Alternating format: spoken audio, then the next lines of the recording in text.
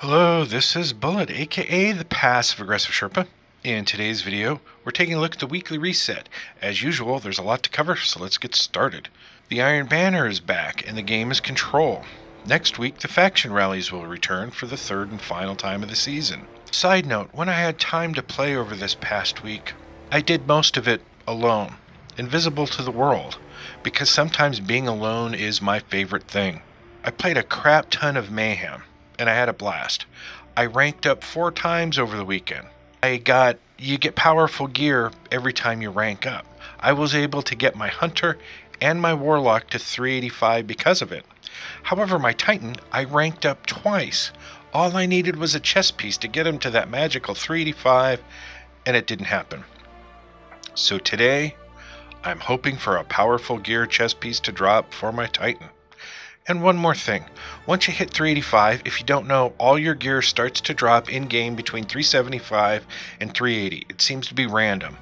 And all the vendors at the tower, their gear seems to stay at 379 when you go to cash in your tokens. I was able to grind enough 380 gear during Mayhem over the weekend to rank up most of my Hunter and Warlock's gear and weapons all to 385.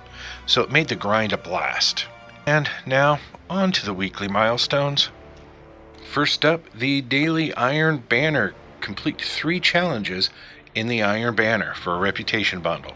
Clan XP. Earn Clan XP and strikes raid the Crucible or world activities for powerful gear. Nightfall.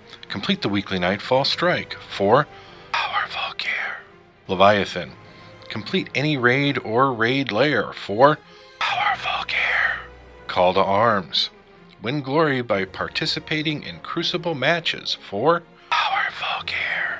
Flashpoint Mercury. Complete public events and defeat Cabal Conquerors and Vex Defenders on Mercury for powerful gear. Heroic Strikes. Complete 3 heroic strikes. For what? Powerful gear.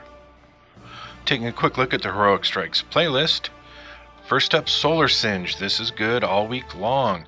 Glass, health and shields are reduced by half, but recovery is twice as fast.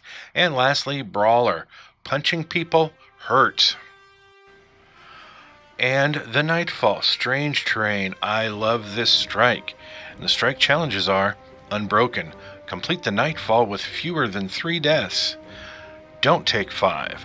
Don't hold on to the relic for more than 5 seconds after picking it up.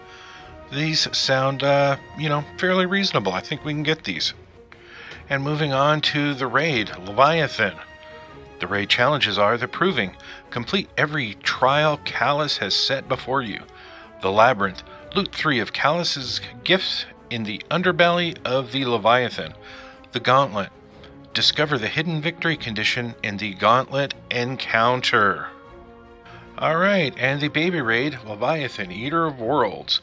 And the raid challenges are Clean Sweep. Clear each major encounter in the Leviathan Eater of Worlds raid lair.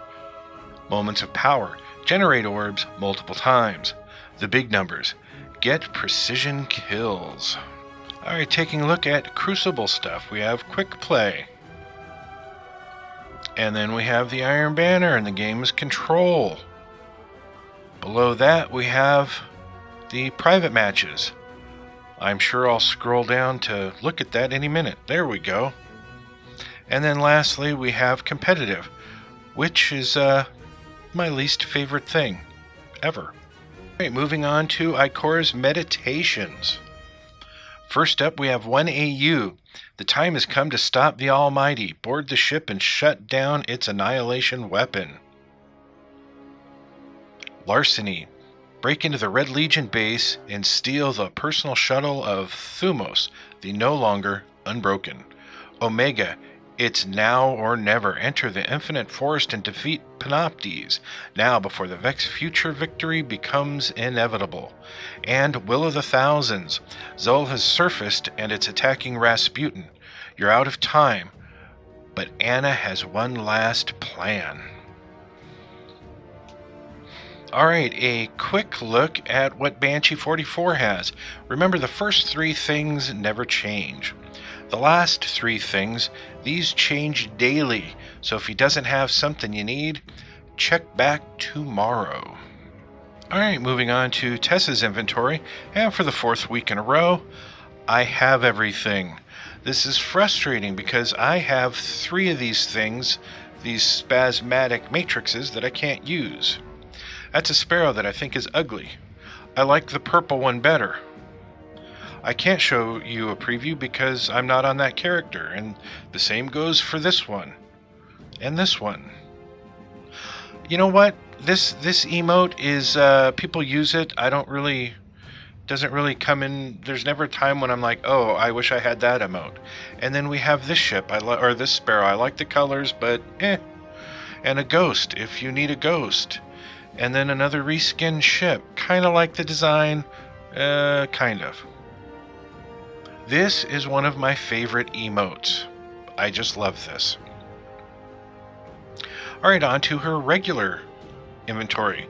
We have the Sync Dance and the Floss Dance, kind of fun. Then we have this, but I like the exotic version better. Then we have this, and I thought didn't we just have this like last week or the week before? Okay. And then that ship. And another ghost shell that, I used to like these for my Titan, and now not so much. I like this ornament. I have it. I use it. I just don't use the exotic that much anymore, but I will be using it with the next update because it's going to boost its output tremendously. I don't mind this ornament for the Mida multi-tool, but I prefer the other one. Now, I want to say about the transmat effects. In the next update, apparently, we will be able to see, you'll be able to see a live preview of those by clicking Y. So I think that'll be a fun little thing they're going to be doing with the next update. Alright, moving on to some shaders. Not bad, but no. This one, I can't delete quick enough when it drops. And this, it has a purpose. I just rarely use it. And Arctic Pearl, I use it for some of the, not gear, but sparrows and ships for my Warlock. And something to know, I don't use the Crucible one. I bought 3. I've used 1. And for 600 of that bright dust, I got a gift of shaders. So I still do not recommend these. I know something great can come from it, but 600 and I get shaders, it just infuriates me. And then lastly, we have the Fire Team medallions. I can never buy enough of these. And lastly, we have Cade's treasure maps. Oh, I'm going to miss these when they're gone. Sadly this week, they're only on Mercury, and we only get 3. Or at least I only get 3. So, there you go. That's it. See you later. And remember, if you liked this video, maybe hit that like button and subscribe to my channel if you haven't already. And if we could get 1,187 likes on this video, that'd be great. But most of all, thanks for watching.